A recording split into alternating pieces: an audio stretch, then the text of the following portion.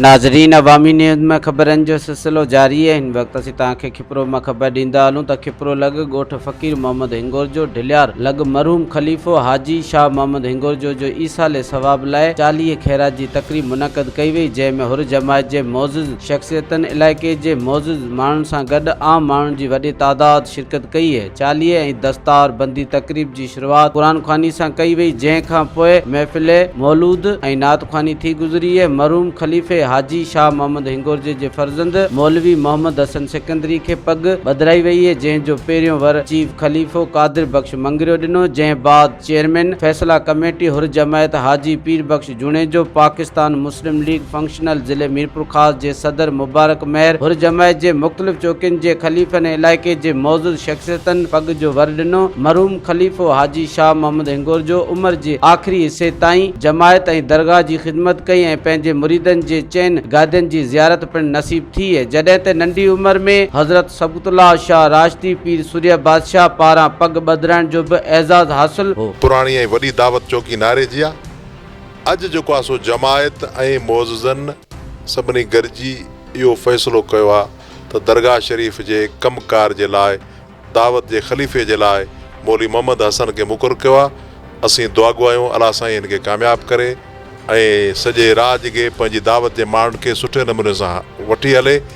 ऐं अॼु सभु जेको अॼु गॾिजाणी थी आहे इन करे थी आहे ऐं सॼी ऐं जेके दावत जा माण्हू आहिनि उन्हनि जी राय सां ऐं पंहिंजे ख़लीफ़नि जी राय सां, जेके चौकी जा माण्हू आहिनि उन्हनि जी राय सां अलाह साईं उनखे कामयाबु करे। हिते गॾिजाणी जेका हुई सा असांजे दरगाह शरीफ़ पीर साईं मोहम्मद राशिद रोज़े रहमतुल्लाह अलैह जे सिलसिले जी हिकिड़ी कड़ी।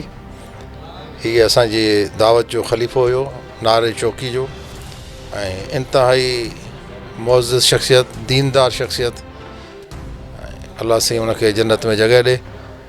उन जे जेका पग जी रस्म अदा करण लाइ जमाई सगुर ते हाज़िर थी सभु ऐं मौलवी मोहम्मद हसन खे उन पंहिंजे पीर जो जानशीन मुक़ररु कयो वियो। पीर साहिब जे हुकूम तहत इंशाअल्लाह ताला मौलवी मोहम्मद हसन इन शइ खे पंहिंजे बुज़ुर्गनि जे नक्शे क़दम ते हलंदे बहितरीन नमूने में सर अंजाम ॾींदो। जी हुर जमायत जी अहम गॾिजाणी ढिलियार दावत जे ख़लीफ़े जे खे मुक़ररु करण जे सिलसिले में ऐं चाचो हाजी शाह मोहम्मद हिंगोर जे 40 जे सिलसिले में मुनक़िद थी हुई।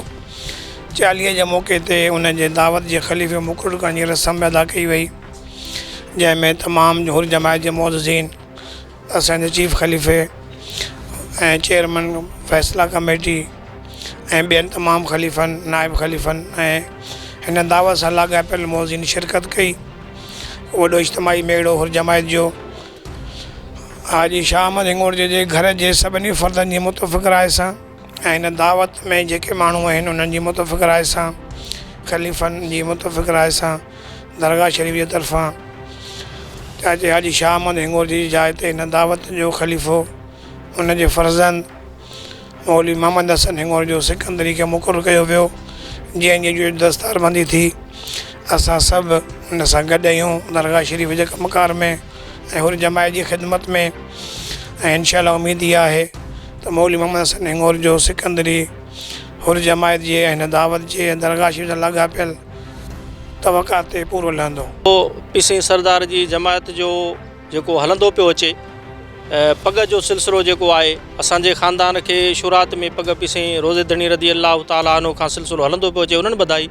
उन खां बाद में असांजो जेको ॾाढो गुज़ारे वियो ख़लीफ़ो हाजी शाह मोहम्मद हिंगोर जो, उनखे बि पीर सूर्य बादशाह 3 दफ़ा पग ॿधाई हुई ऐं हिन सिलसिले खे क़ाइमु रखंदे अॼु जमायत जो मेड़ाको कोठायो वियो। चहलम जो सिस्टम बि थियो हो, जंहिंमें जमायत जेका आहे उहा बि शरीक थी ऐं ख़लीफ़ा जेके हिन में उहे बि शरीक था ऐं उन्हनि समूरनि जेको आहे उन सिलसिले खे क़ाइमु रखंदे अॼु बि असांजे ख़ानदान में ॾाॾे जे गुज़ारे वञण खां बाद में हीउ सिलसिलो क़ाइमु रखियो ऐं असांजो चाचो मौलवी मोहम्मद हसन सिकंदरी साहिबु उनखे अॼु पग ॿधाई ऐं असांजे जेको ख़िलाफ़त जो सिलसिलो हो, जेको हलंदड़ सिलसिलो हले पियो, उनखे बि अॼु बि क़ाइमु रखियो आहे।